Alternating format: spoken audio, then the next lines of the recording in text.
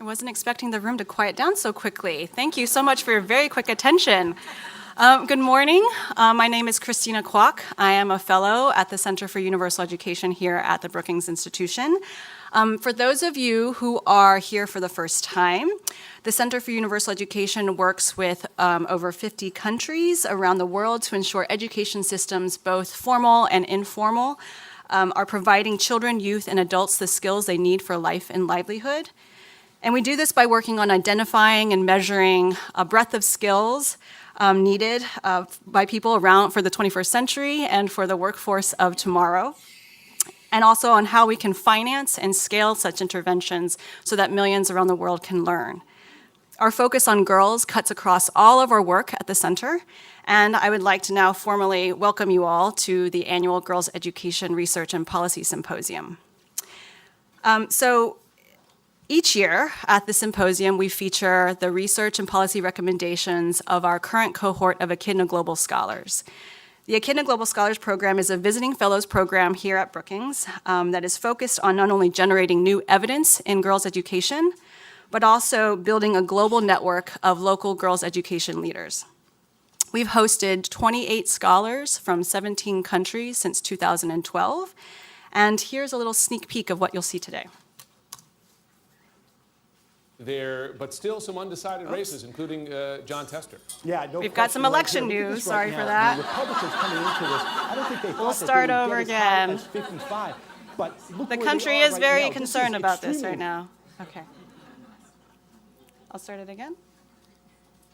When I go back to Peru, I would like to try to push the policy agenda for Afro-Peruvians, particularly in education. I would like to go back and work closely with the FATA government, which is federally administered tribal areas in Pakistan, to improve policies around girls' education and make education possible for these girls. My focus on Afro-Peruvian girls' completion of secondary education was because they have several conditions, socioeconomic conditions, that really put them as a very vulnerable population. When I get back, I will work with the parents, work with the local leaders, so that to bring changes in child's life, to unlock the potential, and then to bring benefits to the society, to the community, and to the families.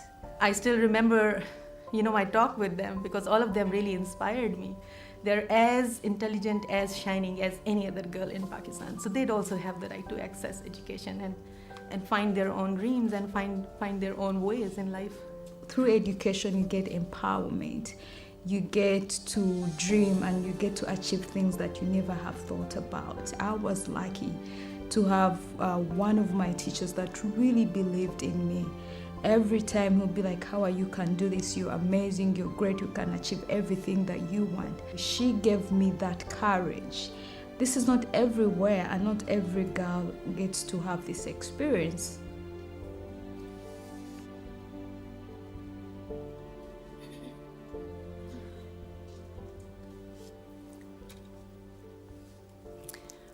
So this year, in addition to featuring the voices of our 4 scholars alongside a tremendous lineup of speakers, we're also welcoming home 22 of our Echidna alumni to DC. So some of you who have been here annually will see some very familiar faces in the room. This year's theme for the symposium is creating systems-level change for girls. And we'll be exploring this through the 2 pillars of the Echidna Global Scholars program. And that's one on girls' leadership and girls' education leadership. And the second is on evidence-based policy solutions that are locally driven for girls' education.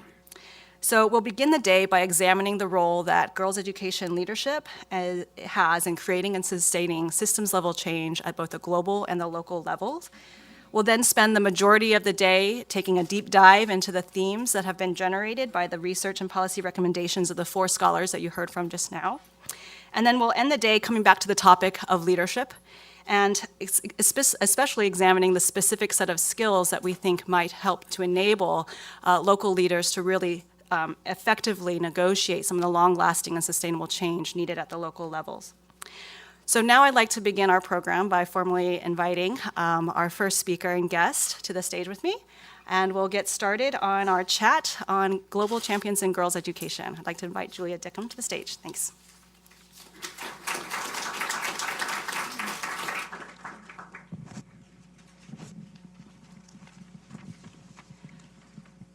So Julia Guillard is the Deputy Director of Education at Global Affairs Canada, where she leads a team that advances education policy, analysis, and development, as well as manages many multilateral and global programming, as well as providing technical leadership on education in developing country contexts and humanitarian settings.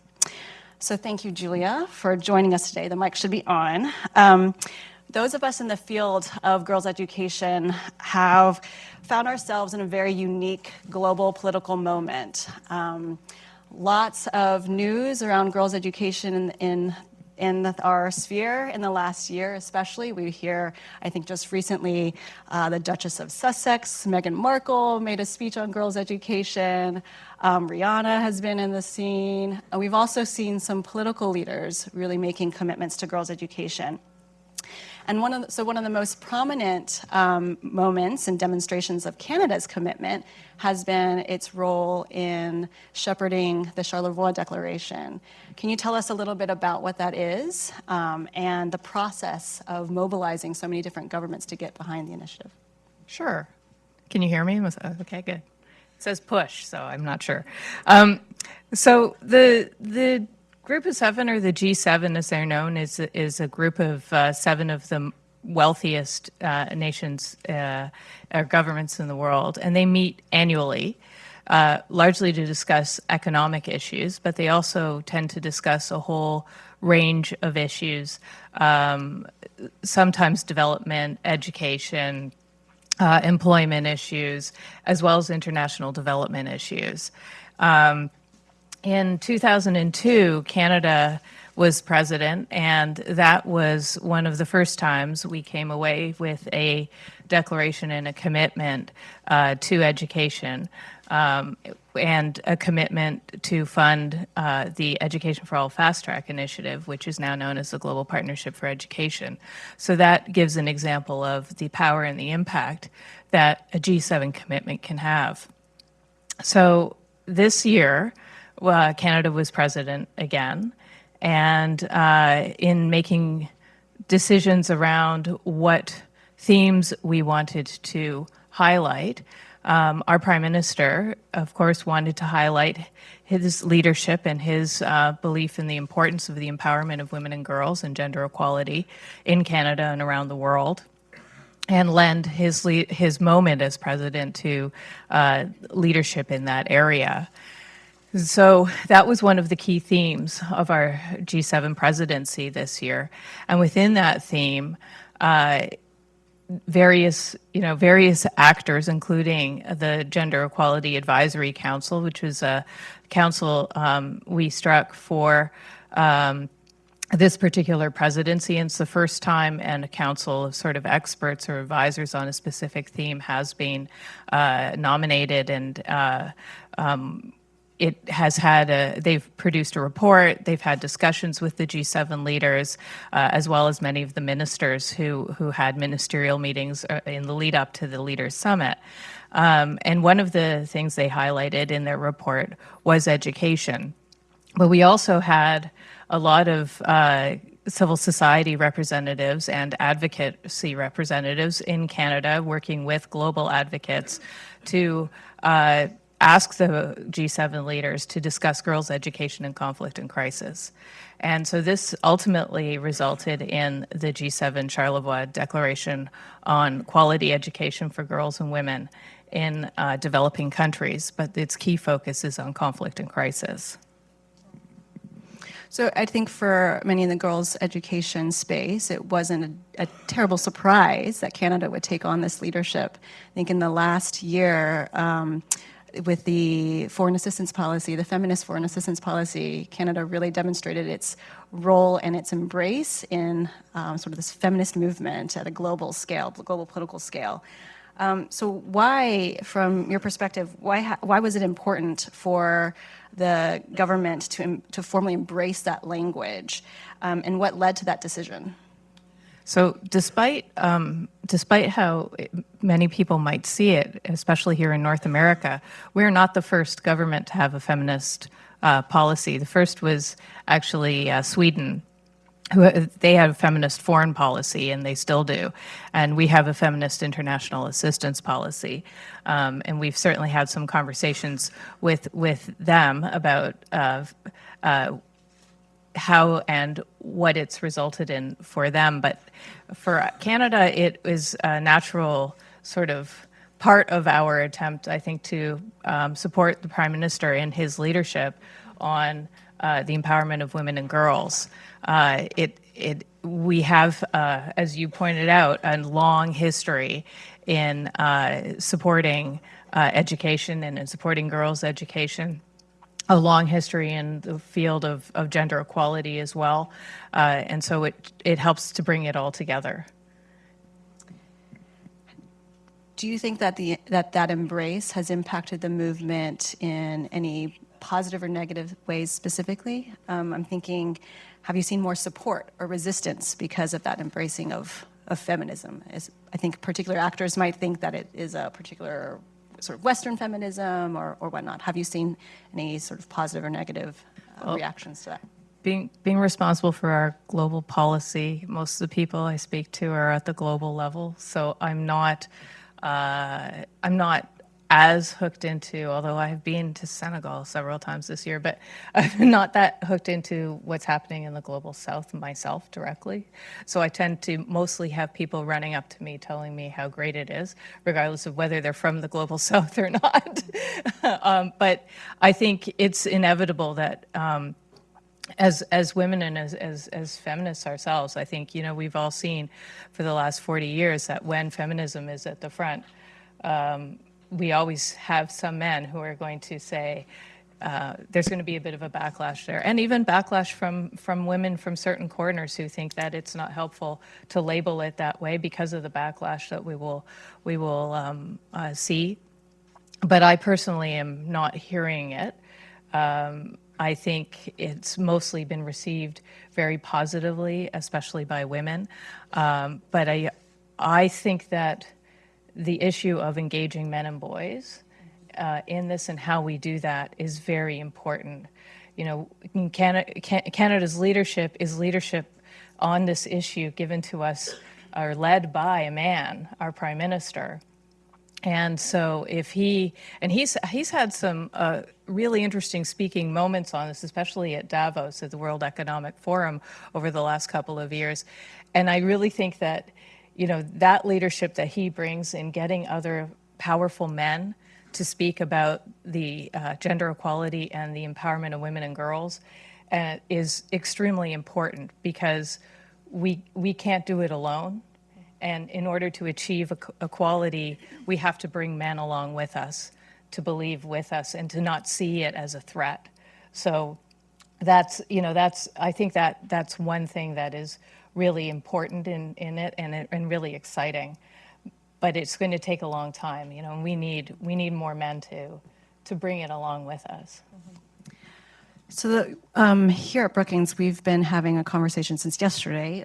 We had our annual Girls Charge strategy meeting and have been thinking about kind of the new global political leadership in girls' education and the significance that brings for creating space and an audience for civil society action and NGO action.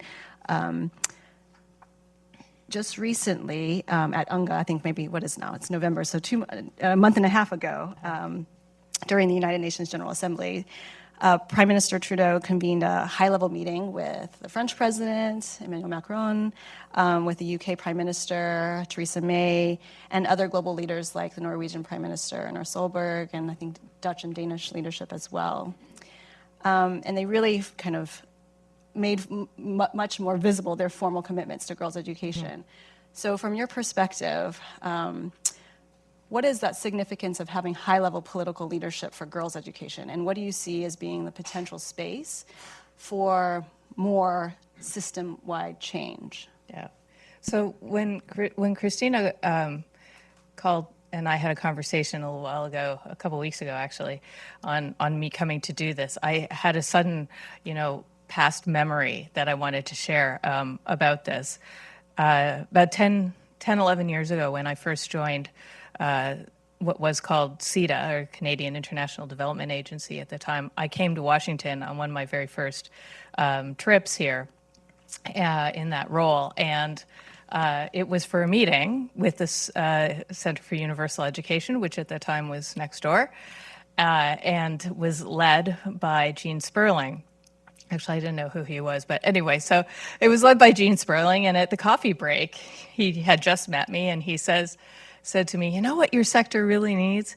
And I was like, "No, what?" And he said, "Your sector really needs a political champion." And so here we are a decade later.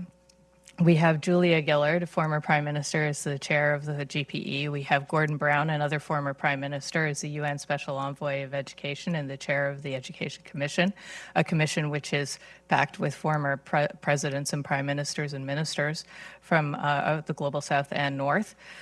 And we have these sitting presidents and prime ministers who are showing real leadership and really bringing the issue of education generally and education for girls and women in particular to the fore. This year has been really big for education. We had the GPE replenishment, the first global fund replenishment of any global fund to take place in the Global South. We had the Heads of Commonwealth meeting where they launched a girls' education platform to help the Commonwealth guide change in girls' education across all Commonwealth countries. And we have the Charlevoix Declaration bringing up actually the rear, and that was all in the first 6 months of this year. So we've had a really big year, and they have really helped, I think, to open the space. The question for us now is, what are we going to do about that space that they've given us to do something big in? So then the actors that you mentioned just now were mostly from the global north again, right? I'm wondering if you also have sensed other new political leaders, other high-level actors emerging in the space that we should also be paying attention to and really bringing to the table.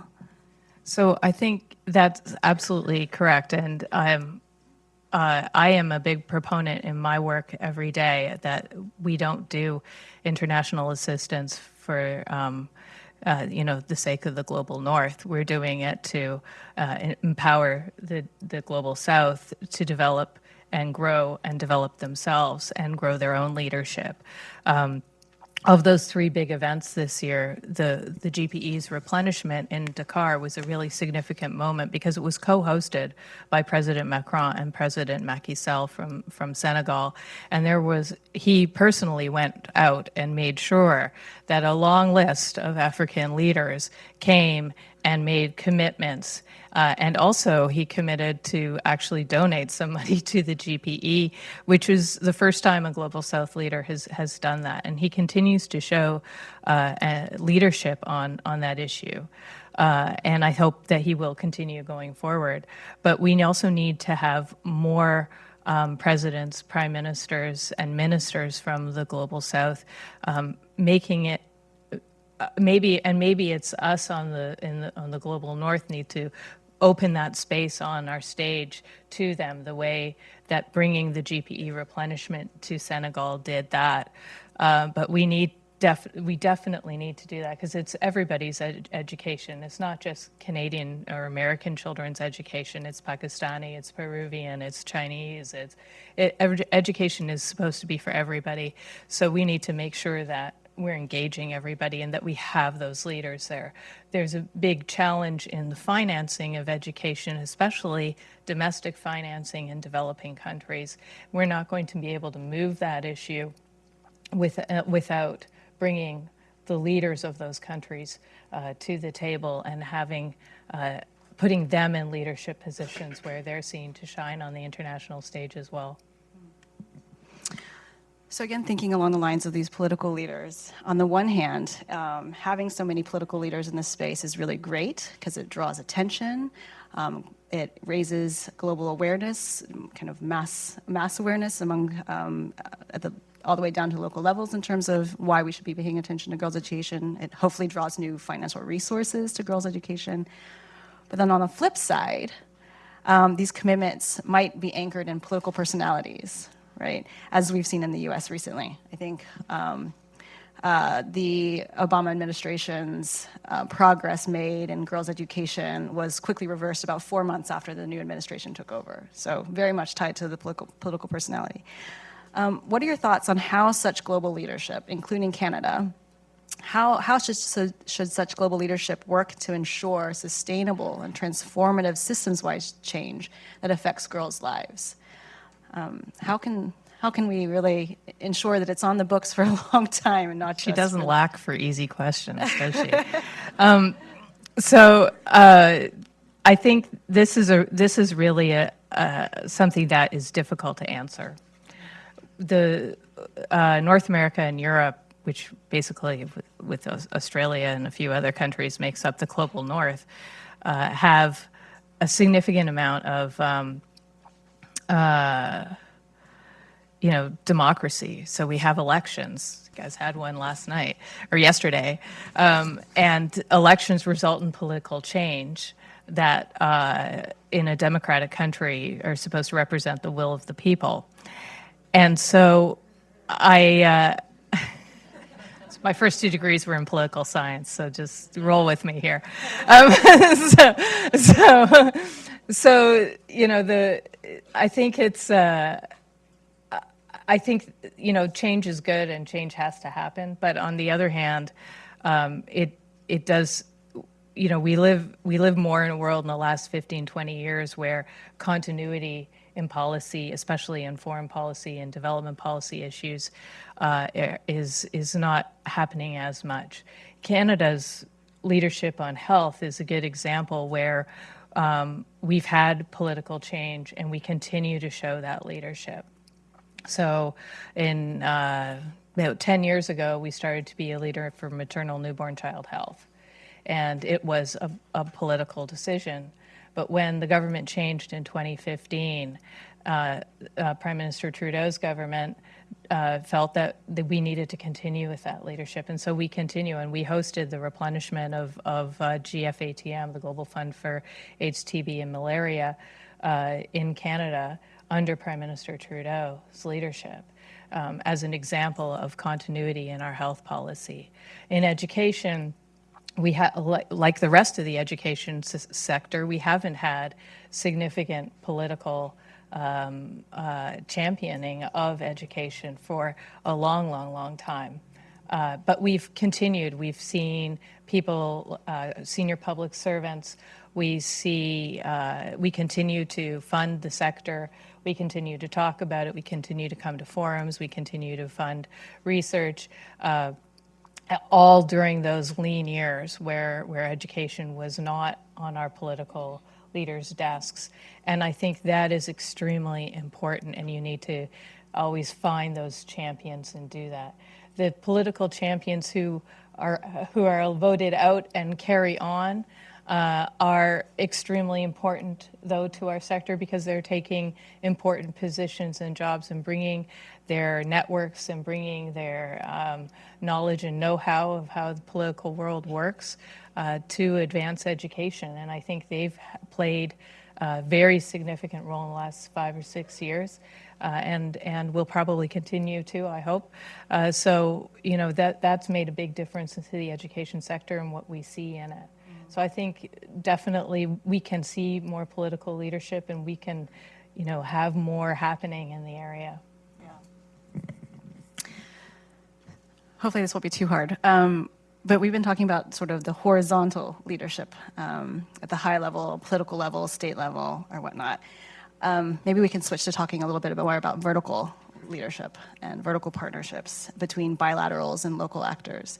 I think in the space of girls' education, we've welcomed the surge of high-level political actors, but at the same time feel relieved in some ways about the recognition of the importance of empowering and supporting local leaders who are closer to the work, understand the barriers and the problems that girls face, and also have a much better sense of what the solutions are that can be tapped into for sustainable change. What are those levers of impact?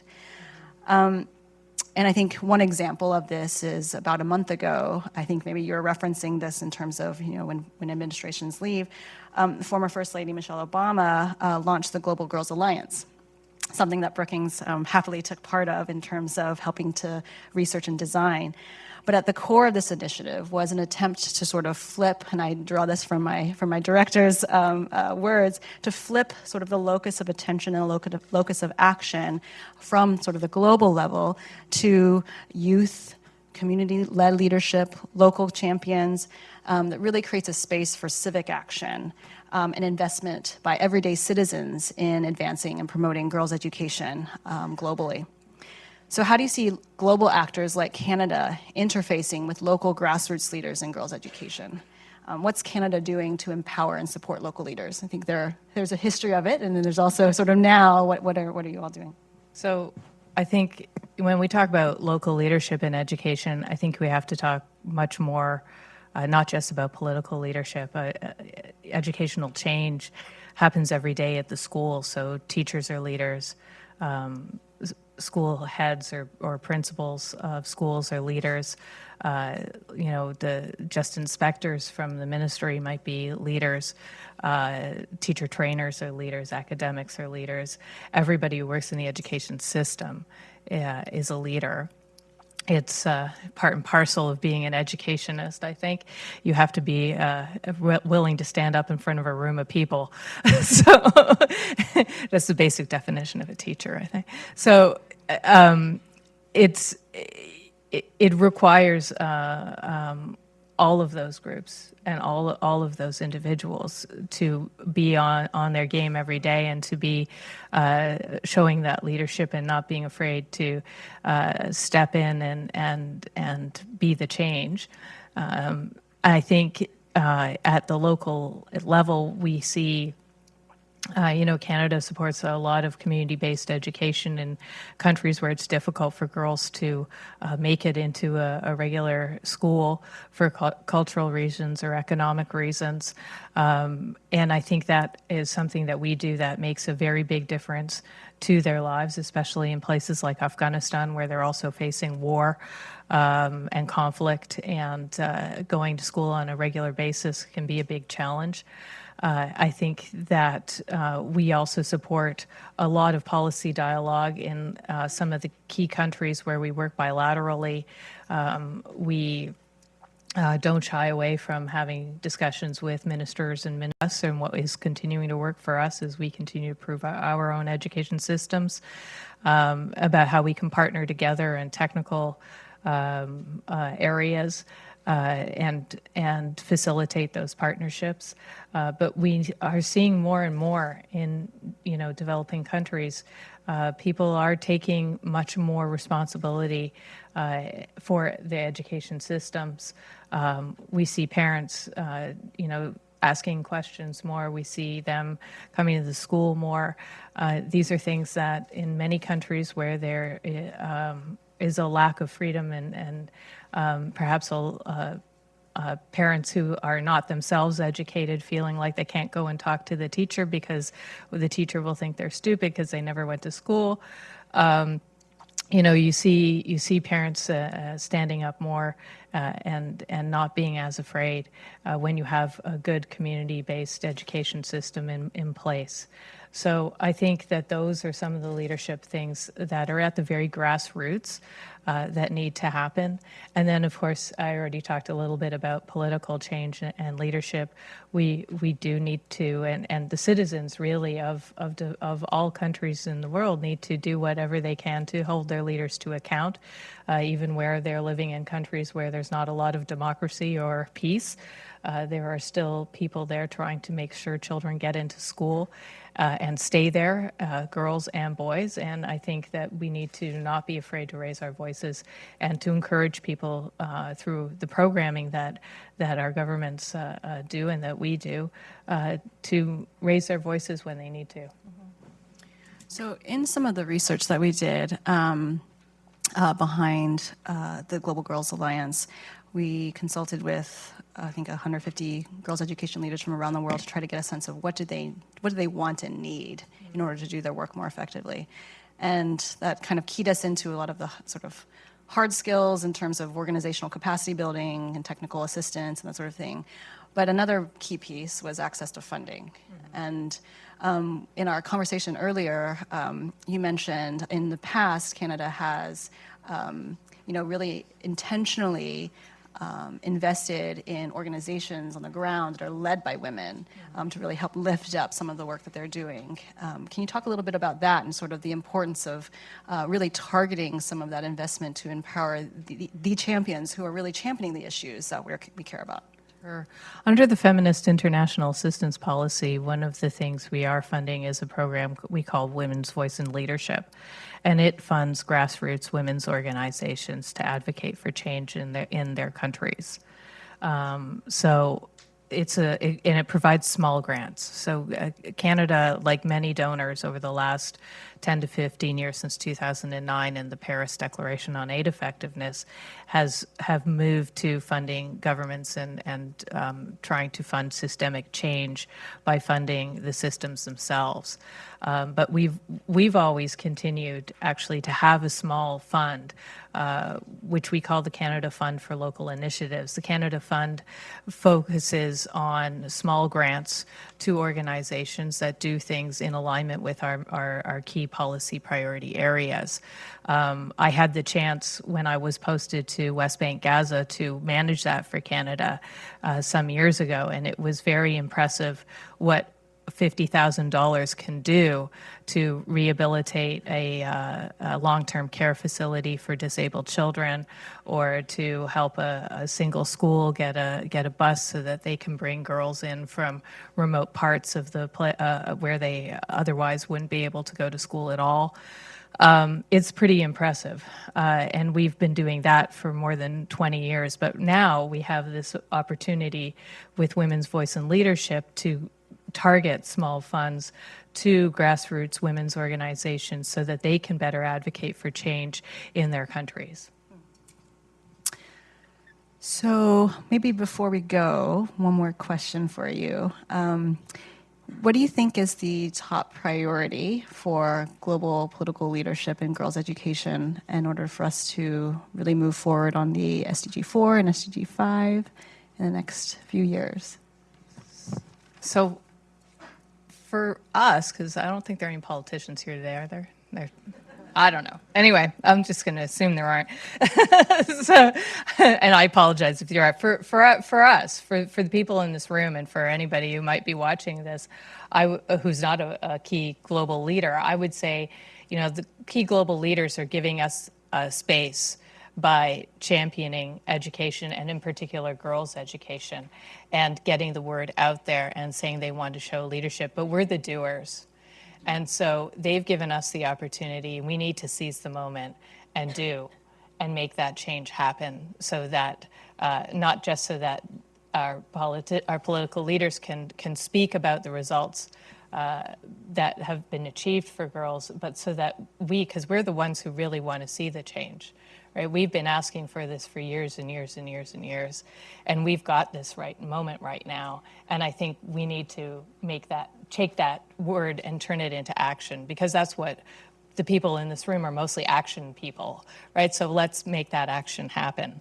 For the political champions, I think that they need to continue. This year has been a year of statements and political championing, but that's also why I say next is action. There might be some actions that the political champions need to take, such as going out there to find the champions from the Global South and bringing them to the stage with them and giving them that opportunity, as well as finding other, there are a lot of young female champions of change for girls and women, whether it's they're they have different issues. Many of them are looking to dismantle barriers, end child early forced marriage, whatever the biggest issue in their community is. Some of them are girls champions. Many of them are championed by international NGOs. But we need to have them at the table with these leaders. We did that around the G7 development ministers meeting. We brought about 7 or 8 young female advocates and youth leaders to meet with the ministers. I think we need to do more of that, and I think that there needs to be more sort of partnership with them directly so that they get that voice, and that one of the things I was actually at Whistler. I was sitting at the back listening, and I was really amazed at how what these youth leaders had said gave the politicians the opportunity to say yes, that difficult issue I don't really usually want to talk about because maybe my constituents don't like it, but they didn't say that, but they were saying, yeah, we need sexual reproductive health and rights. Yes, we need comprehensive sexuality education, because the youth is sitting right in front of him, and she's a youth leader, and she's just said it. I think we need to make those kinds of partnerships happen more, and I think politicians need to not shy away from those kinds of partnerships more. And yes, and just more voices for them. And then we need to come in with the action so that there is change happening on the ground, so that they can feel that we have moved the needle on girls' education. Thank you so much, Julia. I think that's a perfect segue to our next panel, which is really going to help us bridge our conversation on high-level political champions and global champions to actually how do we empower and support local leaders of girls' education for long-term systemic change. So I'd like to now welcome our next moderator, who is Rebecca Winthrop. She is the Senior Fellow and Director of the Center for Universal Education here at Brookings. And we'll just do a quick stage reset, and we'll transition. Thank you. Thank you, Julia. Thanks for watching. Be sure to like and subscribe for more videos from Brookings.